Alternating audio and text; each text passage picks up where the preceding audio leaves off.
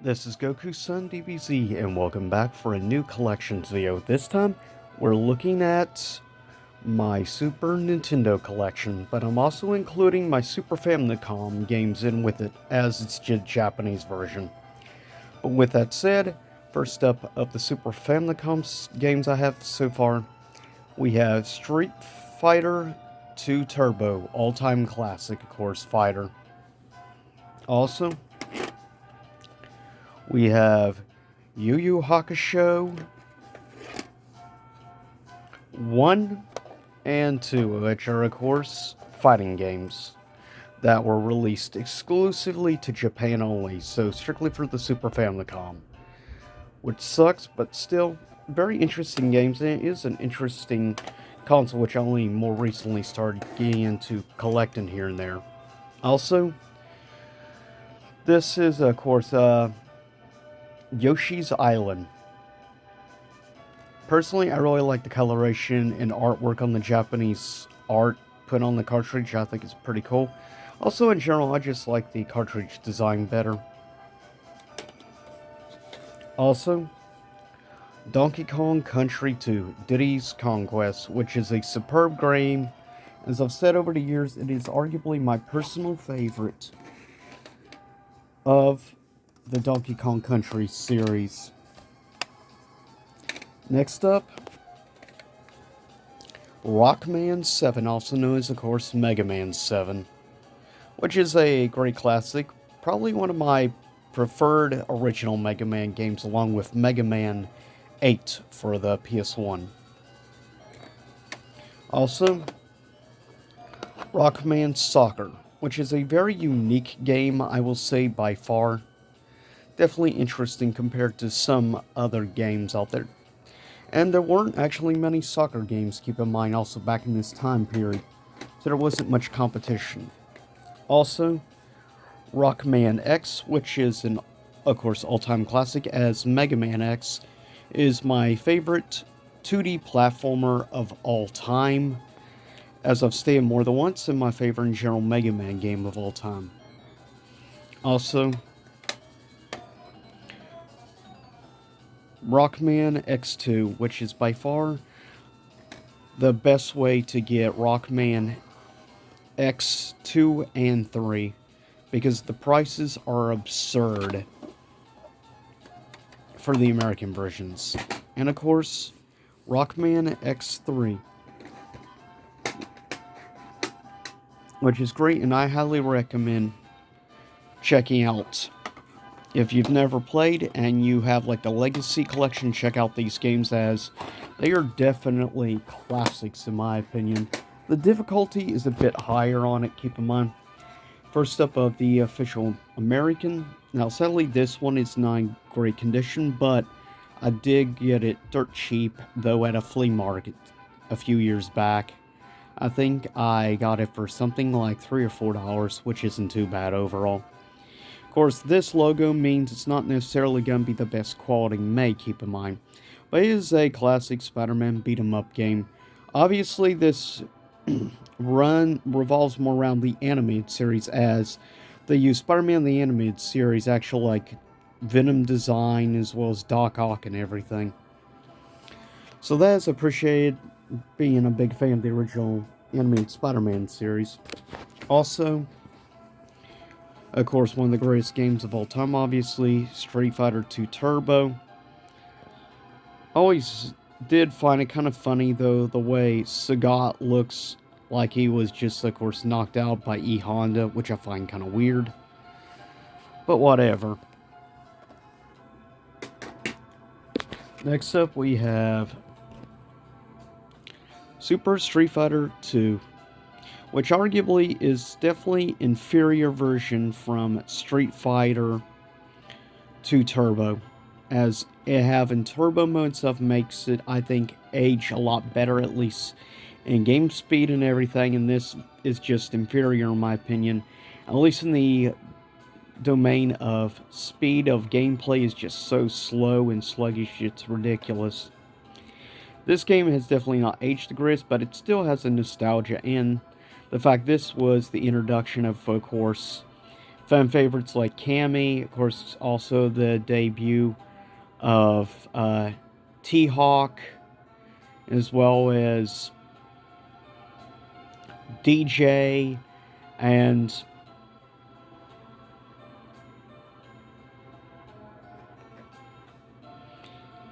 anyways, yeah. It's kind of hard to believe. Oh yeah, the fourth being Fei Long. Those would be the 4 new characters added to this version of the game. Next up we have, arguably in many people's opinions, the worst fighting game of all time, Rise of the Robots. Now, fun fact, the man who worked on the music on this game, which is, in my opinion, maybe the only somewhat okay part of this game, is just the soundtrack, and that is it. But keep in mind that the lead guitarist, the Queen, was oversaw like the music and stuff, and of course Acclaim was obviously involved with the marketing and everything.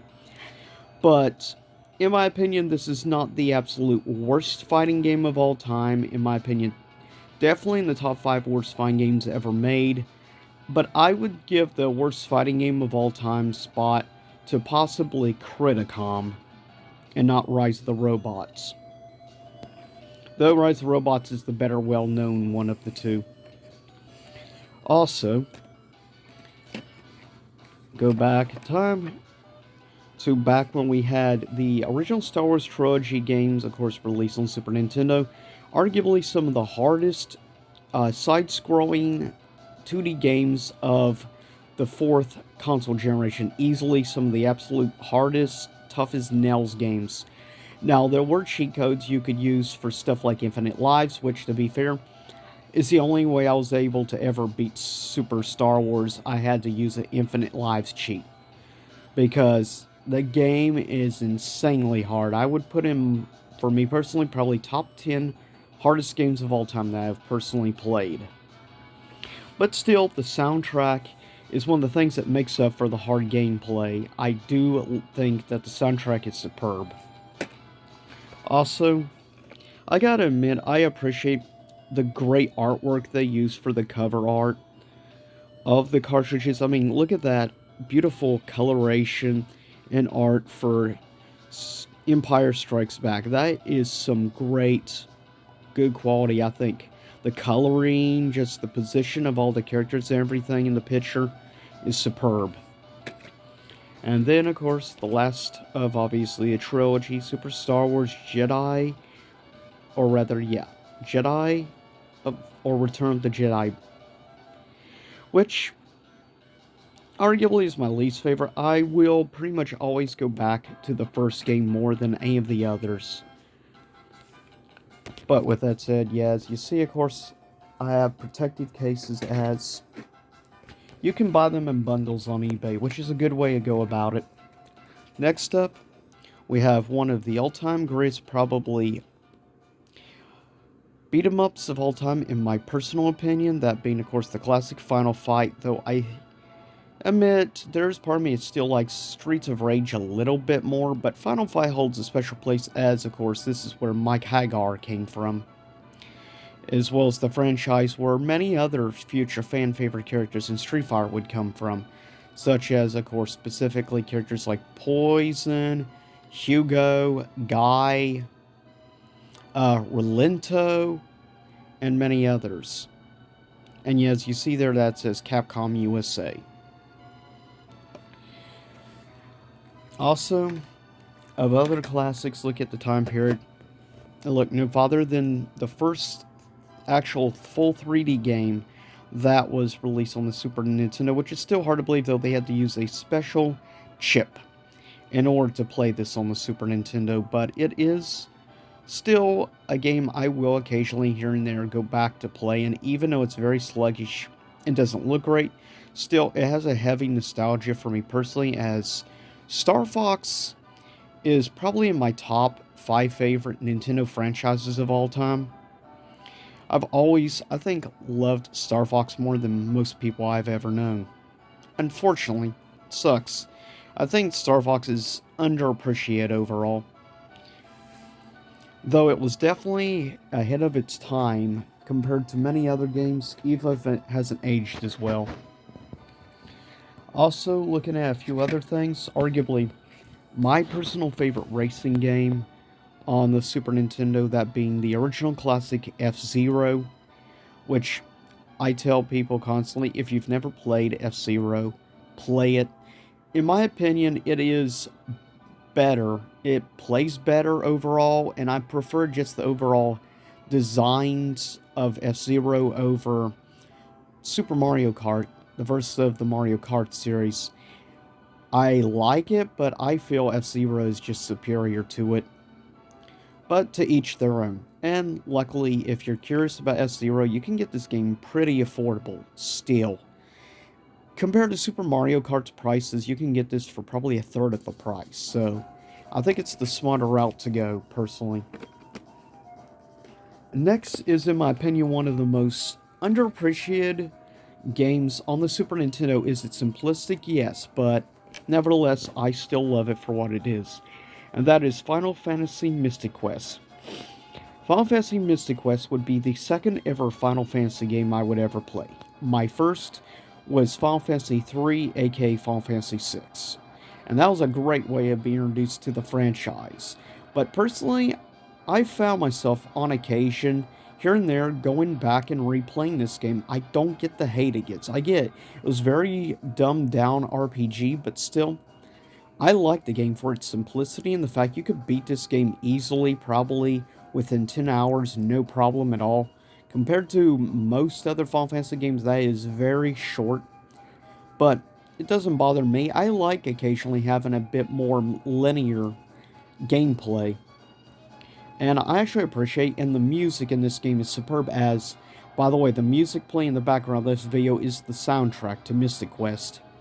I just feel more people need to recognize this game actually was legitimately decent, and I don't get why it gets so much dislike by many people out there. Next up was the very first compilation I would ever own, and one of the very first compilations ever done on console, and that being, of course, Super Mario All-Stars, which includes Super Mario Bros. 1, 2, 3, as well as the Lost Levels, which was technically the original Super Mario Bros. 2, of course, obviously. But this is a great, and this is aged surprisingly well. In my opinion, this is the definitive way to actually play, because they went back into the original games and they upscaled them. The games legitimately look better on this than they do on the original NES cartridges. So, if you want to experience these games, just get the All-Stars collection. That is the best way to play these games, in my humble opinion. Next up is, of course, my favorite Mario game of all time, and that being Super Mario World, which is a game that holds a very heavy nostalgia for me, as it was one of my first, probably my first 3 platformers I ever played. It would be Super Mario World, like Sonic the Hedgehog, and I believe the other, early on platform I ever played was Super Star Wars. Those were, my first 3. I still love this game, though, to the day. The music, the charm, and the level designs, the characters, and everything about it. I think there's a reason why this game still remains in many people's hearts the best Mario game of all time. And I'm glad it has actually aged very well. Next up, one of easily my favorite 16-bit fighting games of all time, and surprisingly the soundtrack is legitimately good. And in general, it's actually surprisingly still fun. I have found myself, at least once or twice a year, going back, plugging in my Super Nintendo, playing games like this, which is, I think, one of the best fighting games on the Super Nintendo, hands down. Mighty Morphin Power Rangers, the Fighting Edition, is great. Specifically, I've always been a big fan of playing the game. I like Lord Zed has some great moves in the game, and as well as I've always been a pretty big fan of also the Shogun Megazord is one of my personal favorites in the game to play with.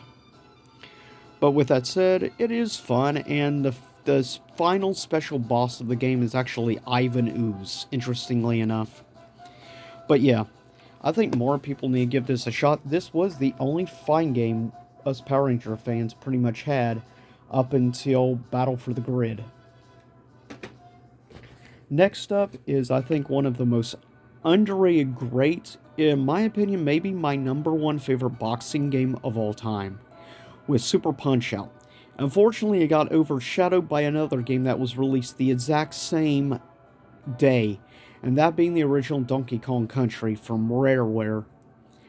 So yeah, this game got very overshadowed, and throughout the years, I am happy to see in more recent years, a few other people have finally started appreciating this game, as I've been a uber defender of this game since the late 90s, so I've been defending this game for over 2 decades now. And I will continue defending Super Punch-Out, as I think it remains probably my number one favorite boxing game of all time. Number 2 would probably be Ready to Rumble Boxing for Dreamcast. But that's me. I just like the outrageous and crazy characters in this game. Of course, on the cover you have characters like Mr. Sandman, which is great. Speaking of other, like, fighting sort of games, of course, can't look any farther than one of the greatest games of all time, and the only black cartridge on the Super Nintendo, and of course, that being the original classic Killer Instinct, which remains to this day in my top 5 favorite 16-bit fighting games ever made. Like, this has never left, like, my top 10 favorite Super Nintendo games of all time, as I actually played Killer Instinct just after I played the original Mortal Kombat, but before I played MK2 or 3. So yeah, this game blew me away when I played it for the first time, and what really stuck with me is just the design, with the face being, of course, obviously Fugor, which remains to this day pretty much just about my favorite character in the franchise, along with characters such as, obviously, other staples, I would say, of fan favorites of mine, like Saberwolf and others. But with that said, that's a great thing. This console is great for fighting game fans. And of course, the American version of Mega Man X, which I much prefer this overall cover art better. And it actually, at least, is loyal to what the game actually looks like, unlike the original Mega Man, like artwork and stuff on the NES games looks nothing like it did. But, so I actually appreciate a little more forwardness of the artwork, and I actually think it looks great. Mega Man with his, like, ultimate armor, which is great. Also, up there, Harold is some of the greatest games, one of the greatest beat-em-ups of all time, and of course that being Ninja Turtles 4, Turtles in Time, which is many people's favorite, not only Ninja Turtle game, but favorite platformer of the time. For me, yeah, Turtles in Time is definitely up there. It's one of my favorite beat-em-ups, along with Streets of Rage, and also Final Fight. There's a reason I bought the Arcade 1-Up Ninja Turtle machine,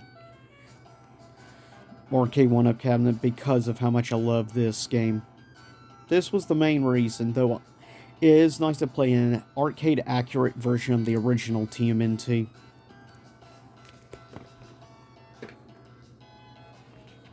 Next up is of some other all-time classics, Final Fantasy II, of course better well known as Final Fantasy IV.